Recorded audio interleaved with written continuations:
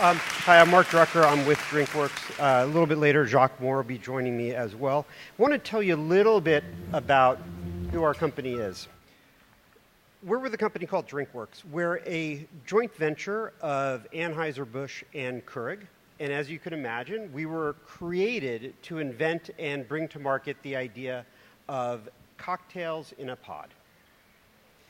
Started in about 2017, and we have offices in Boston, St. Louis, and a little bit in Vermont as well. This is a little bit about our technology here. It's a complex system. It has proprietary pods.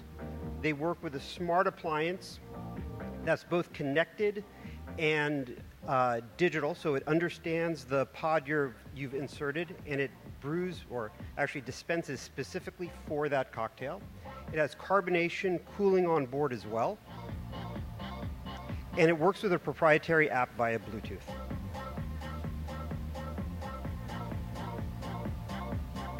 From the moment you put a pod in the machine till dispense is less than a minute. And it makes all different types of cocktails. Right now we have about 20, and it makes short ones, medium ones, tall ones, and a bunch in between. The idea started about 10 years ago with this sketch. And that idea was, can we put beer, can we take all the water out of beer, so you're only shipping around the essence, and then reconstituting it at the customer's house? And it's taken us a little while to get there. It's actually about 10 years and about 10 iterations of product development, all the way through concept, through prototyping, through engineering. Here's a little bit of a snapshot of where we've come. And we've gotten to this point where we've been able to synthesize our value down to 3 core elements. We've got quality, convenience, and variety and exclusivity in everything that we do. And most importantly, the work we do in data is around how do we support and how do we grow these 3 value propositions for our consumers. What I'd like to say is, data, smart appliance, we had foresight, we knew what we were doing, there was brilliant planning. We've planned this great AI system specifically to build a data-driven dashboard that helps our logistics, our supply chain, our product development, all work together seamlessly. That was not the case. What we knew at the beginning is that we wanted the idea of a smart appliance. It seemed like the right technology to put into the system. And we knew that at the very least it would help us with logistics, with resource planning, and give us an idea of what products are selling more than others. And that in and of itself was enough value for us to invest in the technology, the infrastructure, etc. But what we couldn't tell you, and what I couldn't tell you a couple of years ago when we started this, is what was the value to the consumer? Why would a customer who's got a machine that makes cocktails for them at home want or care about its connectivity, the app that it's attached to? And we went through, the prerequisite brainstorming sessions and brought in the consultants. We thought of timers, customization, Alexa, anybody for your cocktail? And frankly, these are all great ideas, but nothing really moved the needle with our customers. Nothing really addressed those 3 core value propositions we talked about earlier. So we started to sort of evolve our mindset around connectivity, around data. And we said, well, maybe there isn't really a value proposition for that specific consumer. But we also know that consumers don't just buy one of something. They're buying into a system.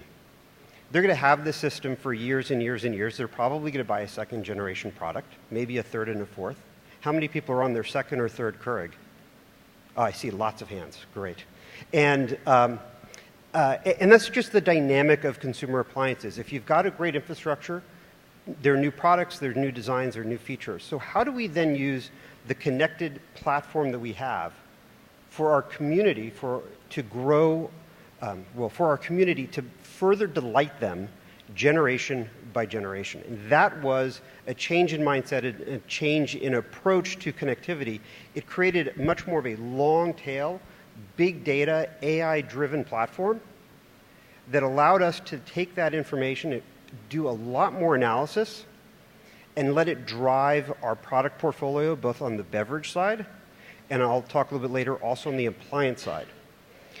Jacques Moore is going to talk for a little bit here, specifically about how we use the data on the beverage side to work on this portfolio. Jacques? Thank you. Hello, everybody. My name is Jacques Moore. I'm a human factors engineer at Drinkworks, not the FAA kind, rather one that understands consumer data based on their behaviors and understanding them and try to make a better experience for them day to day. We live to elevate their experiences every day. Our machine collects two critical data points. One is the timestamp, and the next, of course, married to that, is the type of beverage. This happens every time our consumer presses the start button on our machine, on our appliance. At first, we began this journey of trying to understand what the data really means to us and how we can give it back to them in a way that's beneficial and elevates their experiences. But we couldn't do it directly, such through as Alexa, and so on. So we started our journey looking at how our beverage portfolio is actually performing in the day-to-day lives of our home bar owners and consumers. We saw that people enjoyed the spirit-forward cocktails. They enjoyed high-volume cocktails, but in reality, this wasn't really telling us anything about how to be innovative and how to be better. And instead, this is simply looking at just one of those data points. This only looks at the beverage being dispensed. But when you fold in the time slot and you fold in the time and marry it to the beverage, you begin to understand different types of segments that could begin to unfold and create innovative ways of thinking about cocktail consumption. Here, we evaluated the fact that we see high consumption at dinner and evenings. We wanted that to be the case. We wanted to elevate the everyday for our consumers. And it proved to be true. And at first, we actually wanted to expand upon this drinking occasion. We wanted to take these cocktails, bring the spirit-forward ones more present, give them more variety, and offer them these bigger, better beverages during their evening and dinner occasions. We then understood that that wasn't really creating an opportunity for us. We saw that that's actually going to create cannibalization in our product innovation, and we need to get better at understanding our consumers based on their drinking behaviors and patterns. So instead, let's evaluate on a day-to-day week basis, looking at the consumption on the weekends. We actually see that it's relatively consistent on the weekends. However, we needed to break it down even further so we could understand our consumers' behaviors even better. So now let's look at the aggregate timeline across those data days. Let's understand where people are drinking the most and for what reasons, what cocktails they are, what the flavor profiles of those cocktails are, and how do we be innovative to create cocktails that actually attend to specific events that we aren't capable of attending to right now. Right now we see at the dinner occasion, an old-fashioned is a preference. So maybe we create a Sazerac. Maybe we create a spirit-forward daiquiri. But we already actually are winning at that occasion. So why do we try to expand on it and cannibalize? Instead, let's look at a new occasion. The occasion where people are actually beginning to drink, but we didn't actually design for that drink occasion.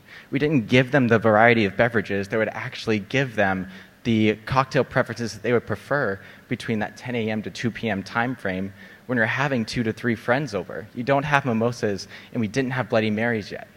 So this created and showed us the opportunity that people are trying to use our product during these time frames. We just didn't give them the variety to do so yet.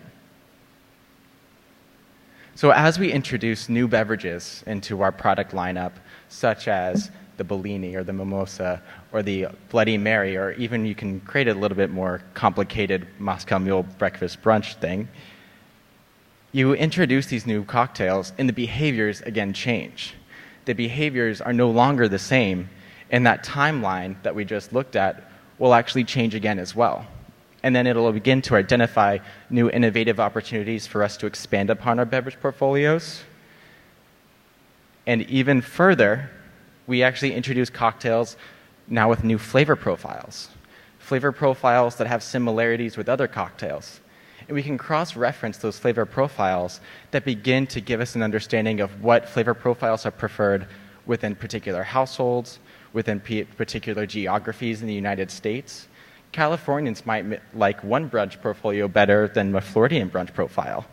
And therefore, we have the ability to give you variety based on what your either location is based on, your taste profile is preferenced, so on and so forth. So I'm going to hand it back to Mark, and he's going to explain to you how we actually use our innovative design to communicate back to our consumer design. Thanks, Rob. Awesome. So let's talk a little bit about product design and how we got to this beauty here.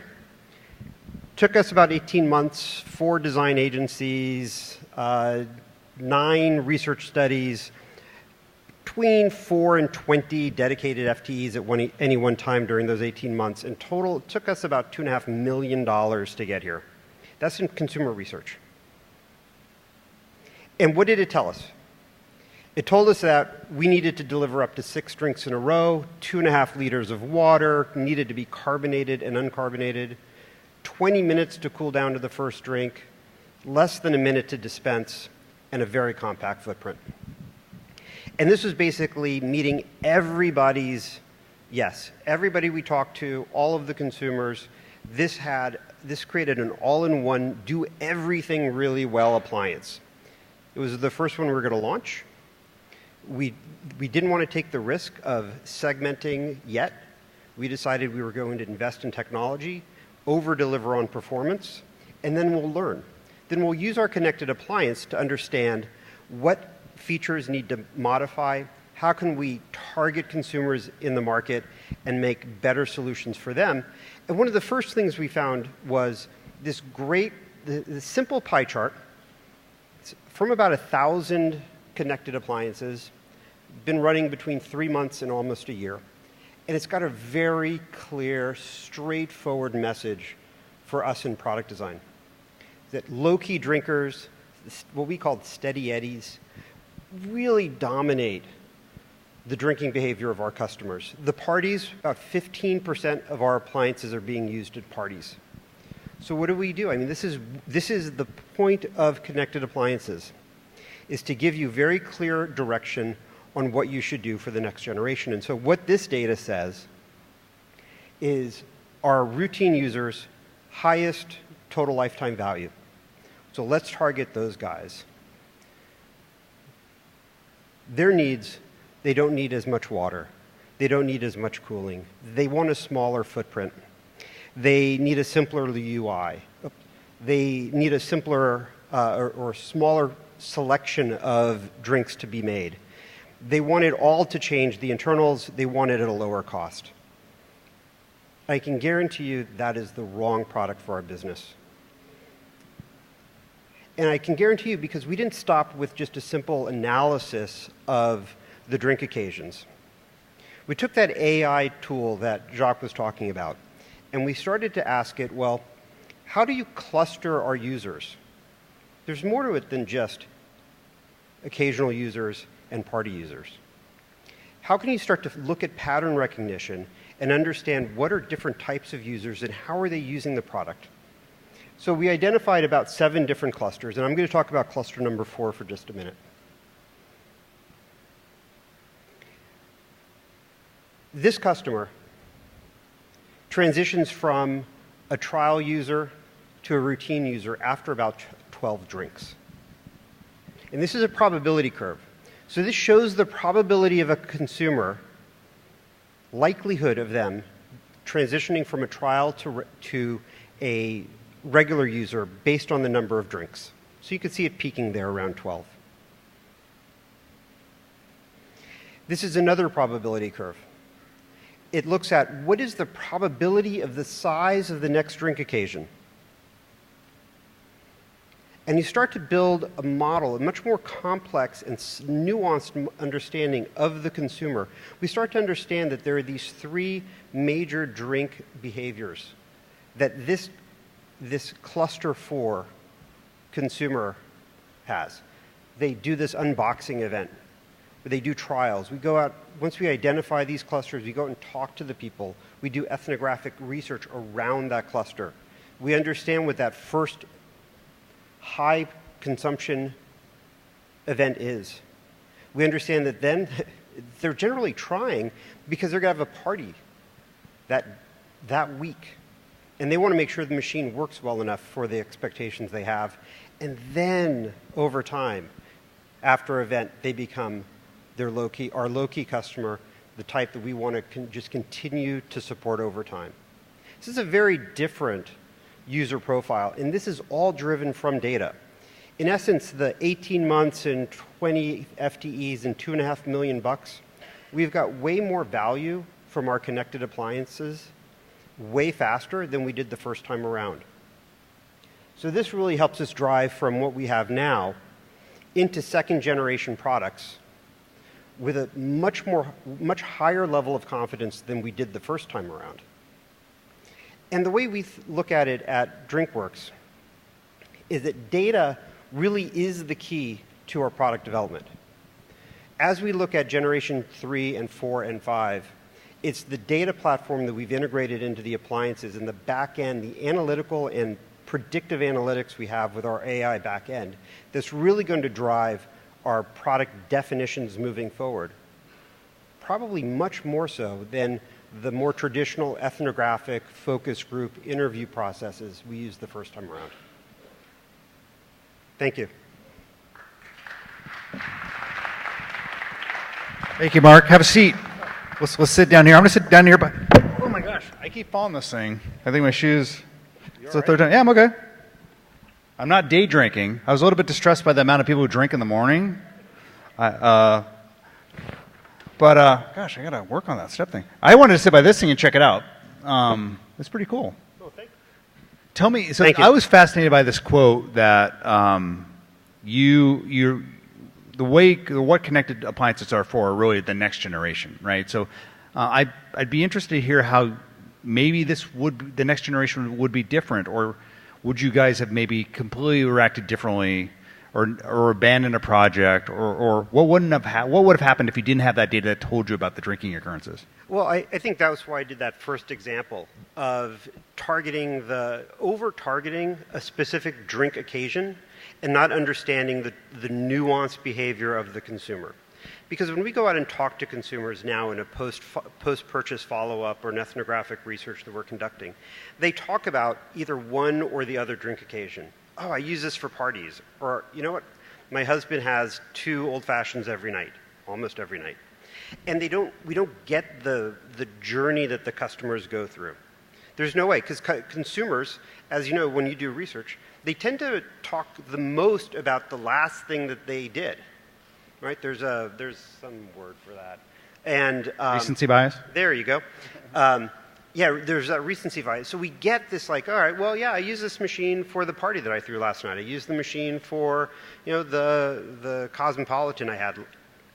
But we don't get a sense of what that overall journey was like in truth and in real time, unless we had the connected device. So it was an investment that we made in the platform, and in fact we subsidized the appliances in order to afford the connectivity because of the benefit to the business in the long term. I want to talk more about this, but I want to do it with Victor as well. But I'm going to invite Victor up, Victor Penev with Edamame. So one of the things about data is it helps us with designing products, but also it can ultimately be a product that something can be monetized. And Victor, you're going to talk a little bit about Edamame and what you guys do, and kind of this concept of your data as a service. All right, I need that. Excellent. So just before I jump into the conversation, quick think about cocktails. I wonder how many people actually drink early in the morning, because that's the origin of cocktail. Back in the day, it was perceived that having a stiff drink in the morning will help you through the day, and that is the name cocktail. It's the tail of the cock, Right after the rooster comes and roosts in the morning, people get up, they put some hard liquor, which usually meant gin, some bitters, sugar, and they drank it. So that's the cocktail. There you go. So there's another occasion for you guys. Anyway, about data. As Michael said, we're a lot more data as a product company rather than data educating a product. But as I take you through the journey of the different points of the food tech value chain that data touches, hopefully you will see how many products can be developed just by using data. So let's start with that. What is the ultimate product of data? And just, if you're looking at your phone, look up and look at this 83-year-old lady doing this phenomenal yoga pose, right? I don't expect that any one of you would be able to do it at 83, but maybe you should. And I think the ultimate promise of data is to make better humans. Through data, we can improve ourselves. And that is what we are ultimately trying to build. I think we absolutely can live up to 120 without ever having any chronic condition or mental illness. And that is what data can do us. And this is the proof. This is me. That gives me a chance to talk about myself. I'm a serial entrepreneur. I'm a biohacker. I've tried every single diet that exists on the planet. If it comes out, I try it for 3 weeks just to see what it does to my body. So those pictures were taken 3 years apart. And, I tend to say that after I look younger, or if you just shave your facial hair, you look younger. That's, one or the other. And the promise of data is personalization. So look at those 4 guys. You don't expect them to eat the same way, right? Data is what will drive the behavior, eventually recommend what they should eat. Apart from their, personal choices. I'll probably eat healthy. The Dalai Lama probably never had meat. Greta is probably eating from the local market, and Donald Trump eats American, of course. But what they should eat is not just in their preferences. It's based on who they are, their microbiome, their genome, so on and so forth.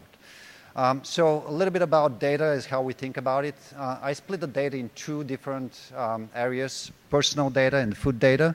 The personal data is your personal data, your genome, your microbiome, your biochemistry.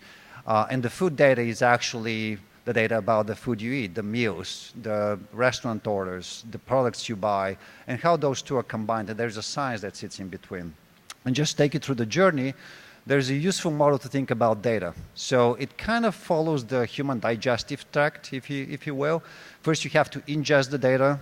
Then you have to digest it. Then you have to suggest something to the user, have them act on it, and then ultimately when they eat, you take a pause before you do the cycle again. So we're starting with first ingesting the data. Before we can recommend what people should eat and really get to the promise of building better humans, we have to understand who they are. Right now, it's just establishing the baseline, their height, weight, age, activity level, gender, so on and so forth. The more interesting part starts to get when we have to find out what they've eaten before, right? Because the meal you had for breakfast educates what you should have for lunch and dinner. And right now, the state of the industry is, some apps and snaps. You either log in your data by, taking drop-down menus or selecting from a list of foods and say, oh, I ate 2 eggs this morning. Or you take a picture with some clever technology, you add a little bit of text, and that educates what you've eaten. But that's very clunky, and a lot of people really give up because it's hard. Honestly, people are lazy.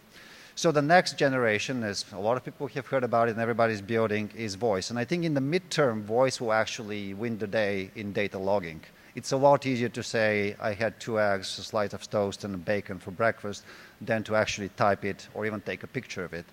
So as you've seen, a lot of devices are building around voice, and this is the #1 request we see as a data company. Can we do a voice recognition layover on your data? And absolutely you can. But it becomes really interesting when people don't have to do anything, right? This is when the data gets transmitted directly. And all you have to do is just eat. So there are things like ingestibles, implantables, microchips, sticks that you can put on your skin, and that will transmit through the chip, the biochemistry, real-time biochemistry. Tooths that sense glucose. I think that came into news recently. Nanobots that you can ingest. All of those can sense what's happening in your body after a meal and transmit the data. You don't have to do anything. So this is kind of where the future is, and I'm very excited about it. Now let's get to the next level of that model, the digest model. So now we know what you've eaten. How do we understand what you should eat? And there's a lot of science to be done here. And the science right now is very controversial, right? Just recently came a study about meat, right? The controversial study said, well, it's not that bad to eat red meat, like it should be good for you. Immediately it got slammed, right? All the plant-based research and whatnot. But the point of all this is we don't really know. And the reason we don't know is because we draw generalizations. We say red meat is good or red meat is bad. But guess what? Red meat is good for Donald Trump. It's bad probably for the Dalai Lama. It really depends on where you come from, who you are, what season you're in, how old you are, and what you've eaten for breakfast. So that's why the state of the industry right now is this. That's the recommendation that most people get. You got to get some grains, some protein, some veggies. Mostly it's diet-driven guidelines. Eat more kale, stay away from sugar, this type of thing. But again, this is not personal. It's very generic.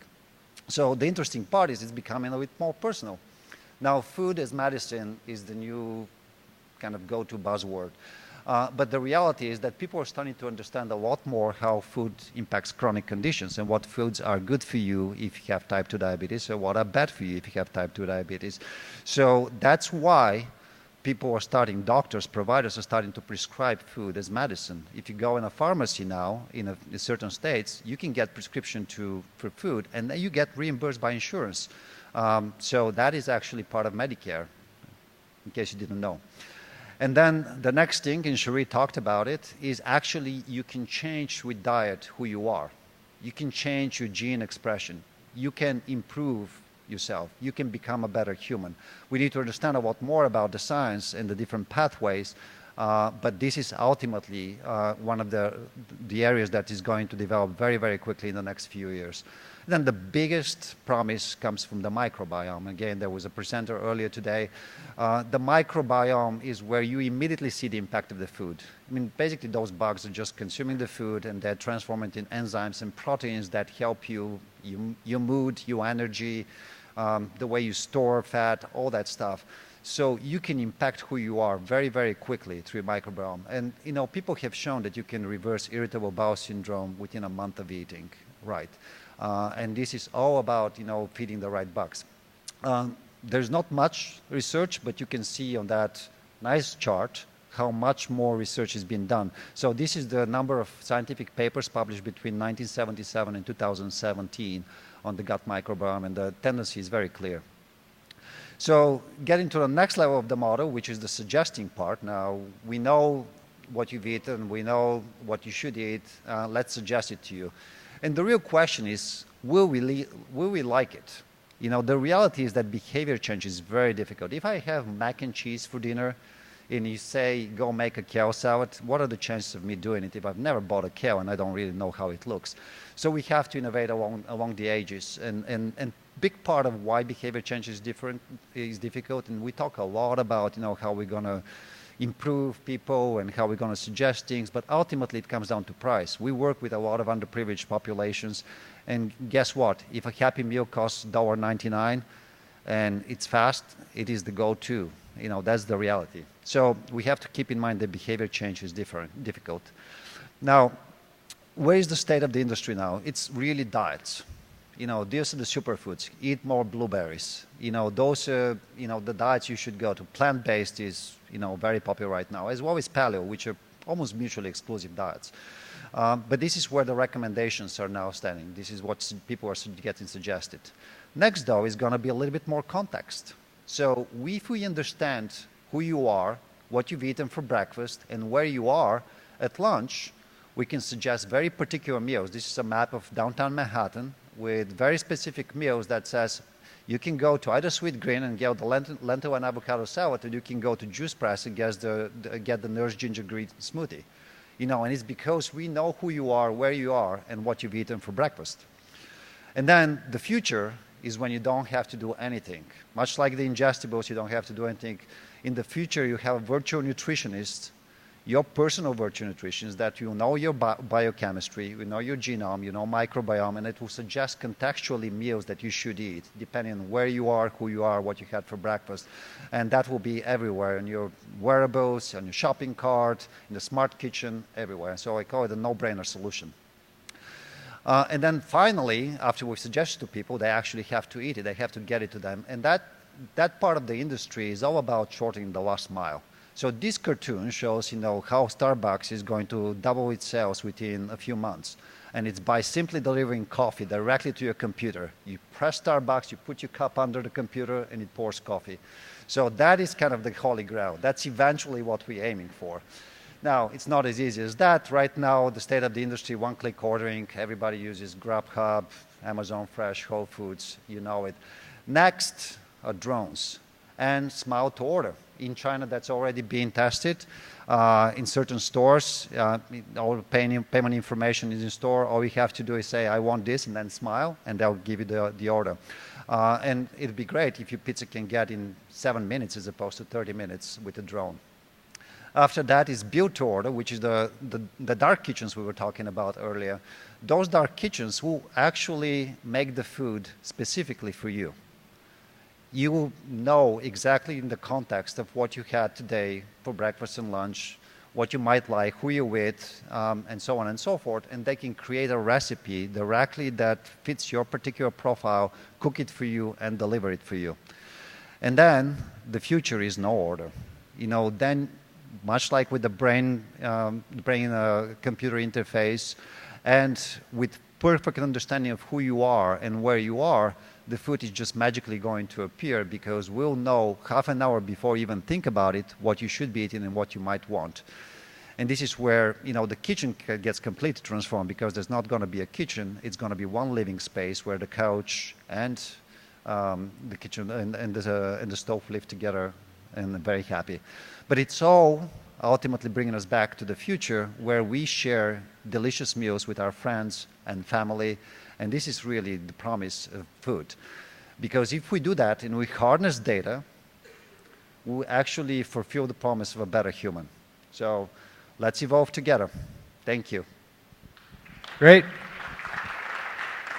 Come and have a seat, Victor. Let's have a chat. It always goes back to what I learned from reading Moneyball back almost 15, 20 years ago. It's we're just making better decisions in a way. It's kind of almost this overly simplistic thing to say, but whether it's product design, thank you, by the way, I couldn't quite see over the machine, or decisions for consumers, is just helping us and shortcutting what would probably be a lot of erroneous and maybe bad decisions, both from a personal health standpoint, but also a product design standpoint. That's kind of the commonality that I see between the two organizations, which are very different. You're making a piece of hardware, and you're basically a data as a service. Yeah, absolutely. I think ultimately that's what data is about. It's, you outsource the processing. Right now we process with our brain. If we can outsource as much, this is the promise of artificial intelligence. That's why companies are multi-billion-dollar companies doing artificial intelligence. They outsource the decision-making, the processing of the data outside. And, if we can harness that, we'll make life easier. A lot of those decisions that we now make are going to be made for us. It's scary, though. Yeah, the consumer's at the heart of both of the businesses, right? You're trying to create convenience and ease so that people, to your point, to make decisions, but ultimately the decisions are to make everybody happier, in my mind. At least certainly in my category, it's kind of to make people happy. And that's a common thread in both of the companies and I think both of the presentations. There's a clear focus on understanding the consumer, what behavior they want to have, what behavior they desire, what behavior will delight them, but using data to define that behavior or define that experience, rather than the traditional methods of interviews or surveys or anything else, which is the other way you would get to the same point with better eating, and your point, Victor, is through talking to them. Getting into and actually watching within a household consumption behavior by hour, and kind of would just really, I think, kill a lot of assumptions you were making in the pre-data era, and ultimately a lot of product lines. I mean, the failure rate of CPG is just, as we know, is very, very high, right? It's just, and you coming from a CPG product company, like, you know that just so many products fail. Millions of dollars, tens of millions of dollars are burned on that, in that. And so I would imagine that ultimately you're just going to make for more efficiencies and more efficient products, and then maybe ultimately delight the customer more if you're creating like this kind of unique paired flavor that you just saw that people were kind of putting together. I think the possibilities are really interesting. Yeah, and you're absolutely right. And what you're talking about, ethnographic research, that was huge when the technology for cameras and recording became lightweight and small and cheap enough that you could record families throughout their entire day. However, you're then limited by quantity of people that you're recording. You get this whole other set of biases. And there's such a gap of what's known or unknown that it's a big step from where it was before, but it's a tiny step compared to what you have with data, where you're looking at consumers' actual behavior, thousands and thousands of consumers, their actual behavior every day in real time, and it just reduces the amount of variability of the decisions that you're having, because you can ask the data a question. Should we introduce beverages that are half the size? Should we introduce an appliance that only provides healthy food or healthy drinks? And you have a data set that you can interrogate for those answers, where before you'd have to take months and months and months to go out, find people, recruit them, etc. It's so much smarter than it was before. Yeah. And to take it back to, I mean, the topic of this panel is product design based on data. Ultimately, I think hardware or any CPG product, for that matter, can learn from the way software develops, right? It's constant iteration and improvement, and the shorter the cycles, the iteration cycles, the better it is. So, if you make a bag of chips and it doesn't sell well, how quickly can you iterate and put some spin on it and then try it again and try it again and try it again.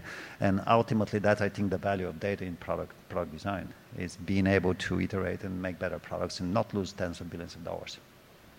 I want to ask about these large data sets that you're obviously working with. Yours is growing, and now it's feeding into people who are trying to build AI systems. I think the term AI is thrown about somewhat loosely now. It's used as a marketing term, but based on your conversations with some big CPG companies and kind of just bigger companies in general, are they looking towards amassing large data sets and really kind of digging into these to do some real machine learning, and then kind of moving into a kind of neural network-based kind of understanding of the data to drive faster product iteration? You bet they are. Again, I hesitate because AI is kind of this kind of nebulous term, and most people don't know what it means. And in reality, it really comes down to a simple machine learning algorithm. And every once in a while, like 9 out of 10 times, they fail because the actual use case is not very well defined. But everybody's trying it. So a lot of companies are trying it, and obviously the biggest hurdle is not the breadth of the data set. There are a lot of large data sets, but some of the accuracy around the data set. So there's a lot of noise in the data set that makes it hard. But bottom line is companies are looking at that and to figure out what can we do, how can we educate ourselves and figure out something that doesn't exist that's in the data set. You can see it a lot more in kind of drug development, but in food is absolutely true. Now, Mark, you work for a large CPG company. You're kind of been on the innovation side for a while now, but I would imagine what's happening in kind of these efforts to kind of embrace these newer technologies to help you do faster product iteration is ultimately feeding back into the company itself and changing the shape of maybe the type of people you have. That's a great question. Talk a little bit about how it's working backwards into the company. Yeah, we have a data organization now. I mean, in a company which is around making cocktails and hardware, and we now have a group which is just focused on data analytics and using all the tools Victor just talked, machine learning, pattern recognition, etc. And the reason this is important is not only the whole thing I just talked about, but our customers are changing so quickly that this is the only way we can stay up with them. So the pattern recognition that is one of the core aspects of our data team is because the patterns keep changing Great. Well, I want to maybe have time for one question or one or two. I know that we have another session after this, and I don't because I don't have a clock or a watch. I feel like I'm in a casino. I don't know what time it is. You know. But does anyone have a question for these guys? If not, we can. No questions. It's almost beer time. It's almost beer o'clock. I think these guys are looking a little bit tired. So, but listen, this has been a great session. I've learned a lot. I'm looking forward to kind of talking to you guys more about this. And I want to give these guys a big round of applause. Thank you very much. Thanks, guys. Appreciate it.